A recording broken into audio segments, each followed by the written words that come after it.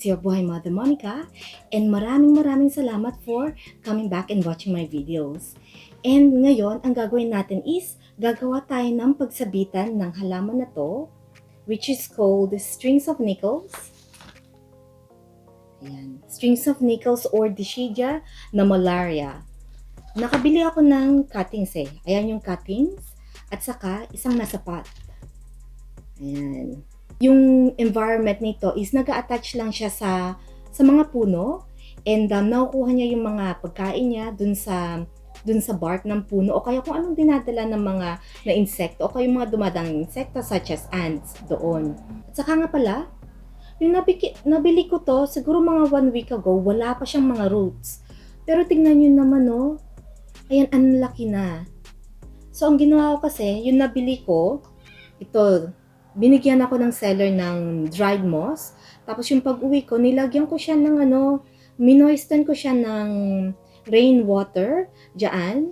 Tapos ayun, I let it sit. Habang, ayun, gagawan ko ng pagsabitan. So, ayun, binigyan pa ako ng extra. So, ito para sa isang kaibigan ko. At saka before we start, I just wanna point out, itong sign na to, ginawa to ng ate ko before yung bumisita siya. Yung tinulungan niya ako dito yung mag-ayos-ayos. So, ayan o, siya yung nag-drawing yan. Mahilig din, medyo artistic din yan eh. Yung mga kailangan natin is mga simple lang. Ito, lahat to, nahanapan ko lang to sa backyard ko. Ito is yung decomposing log siya. Ilang years na rin to nasa nasa front yard. At saka ito naman, bark siya ng palm tree. Ayan. And we need a wire. And syempre yung halaman natin. Okay, umpisa na tayo. Kasi since bago pa yung halaman ko, lalagyan ko siya ng ganito, ng parang yung bark na to. Kung gusto niyo mas madali, pwede naman kayong bumili dun sa local nursery nyo ng pole. Ang pirisyo meron silang yung cocoa peat pole yata yung tawag doon, ay yung ginagamit nila sa mga hanging plants.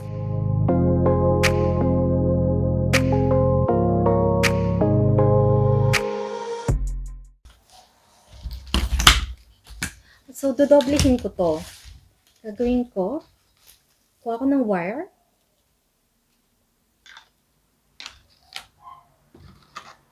Gawin natin. Actually, i-measure natin para hindi naman sayang.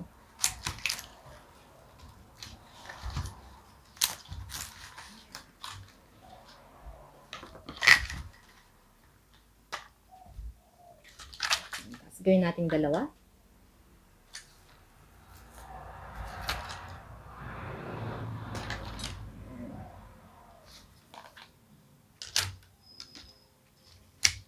Tapos natin ganyan. Twist nyo lang. Itong wire na to, nakuha ko lang siya sa isang dollar store sa amin eh. Parang dun sa may nursery, dun sa gardening section nila.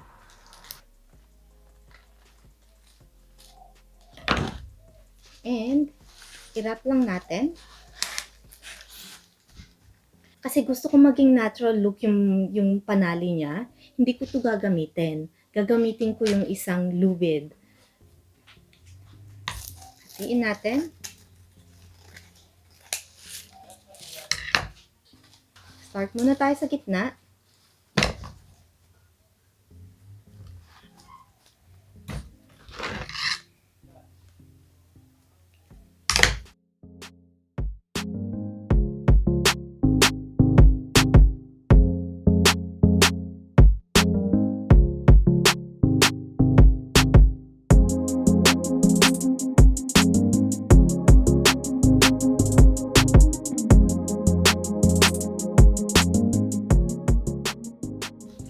In terms of feeding it, yung sabi ng seller, she just sprays, kasi established na yung halaman niya, dinadunk niya lang yung the whole hanging medium sa tubig na she's mixed with sea salt or yung liquid fertilizer.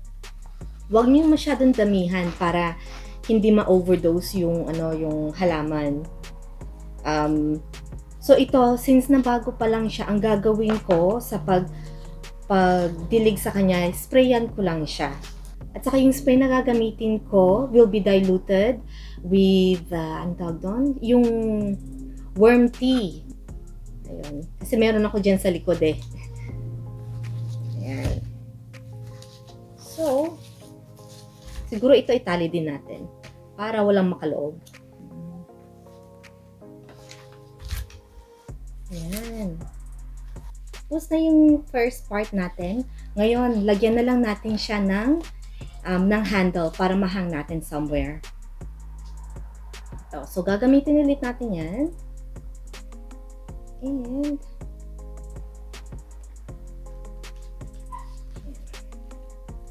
medyo dagdagan ko lang siya. Hindi ko pa alam kung saan ko ilalagay eh. Ganyan lang siya, habaan nyo. Tapos, ayan, yung first natin.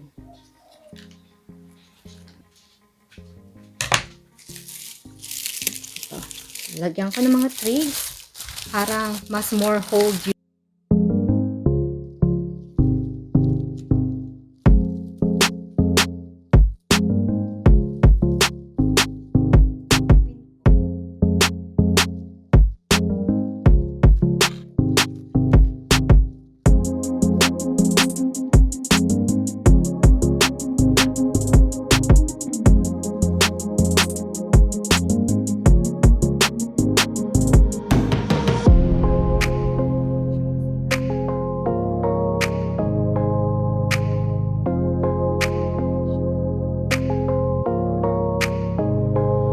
Ito yung worm bin ko.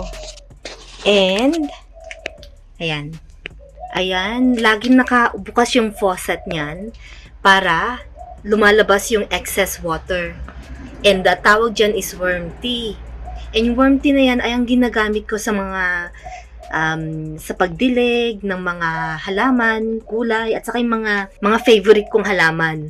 Ayan yung pinandidilig ko. Yung mga masiselan, ayan yung pinandidilig ko. Gustong-gusto nila. So, ayan. See? Kailangan na talagang i-harvest. Eh, kung may tip naman kayo dyan how to harvest worm castings ng mabilis, at saka syempre yung hindi namamatay yung mga worms, let me know dun sa comment box. I would love to kasi gusto ko yung medyo mabilis nga lang. Ayan. Sige, mag-harvest na tayo. For this one, hindi naman natin kailangan ng marami eh. Ayun, ang dami. Ito lang yung problema sa pag-harvest eh. Teka, ito yung need to make sure na hindi natin nasasama yung mga worms kasi importante sila. Eh kung nasama man,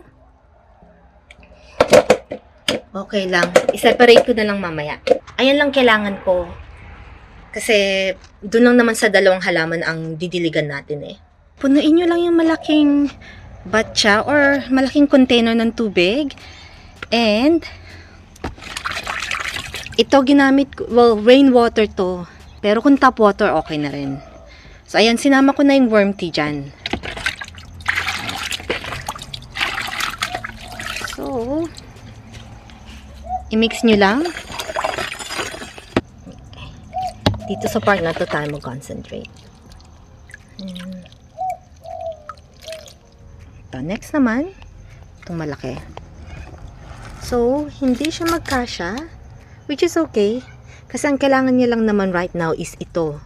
Diyan lang naman kung saan yung na-cover ng halaman eh. So, i-soak na natin.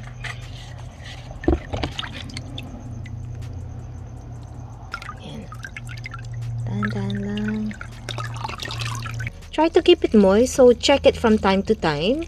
And habang, pag hindi pa, since nagsisettle pa lang siya, ayun, spray muna. Sprayan nyo lang yung moss. Ayan. Don't let it dry out. Ayan. At saka nga pala ito, ayun, maraming water yung leaves niya. So, kung nag-start mag-wrinkle naman, ayun, definitely kailangan niya ng tubig. Kung masyadong plump yung leaves niya, just let it be. Kasi that means it's got enough water. So, ayan. Tapos ko lang siyang diligan. And nakahang na siya dyan sa pole na yan. Ting area na yan is bright area. Very much kasi may winter kami dito. This is a good spot kasi protektado siya ng color band fence namin. So in the morning, kung mainit to, marireflect yan, and it's gonna give warmth to this hanging pot as well. And ito din, may brick wall. So yung init nito, magre-reflect dito. So this is a great spot for it. Ayan. See, ang ganda. Gusto ko talaga itong effect na to. Ayan, talagang tropical look. And, libre lahat. Ayan, you just have to be resourceful. Pero make sure na hindi kayo yung parang kuha ng kuha dun sa nature. Kasi syempre, ito kinuha ko lang to kasi yung mga dumi-dumi lang dyan sa gilid.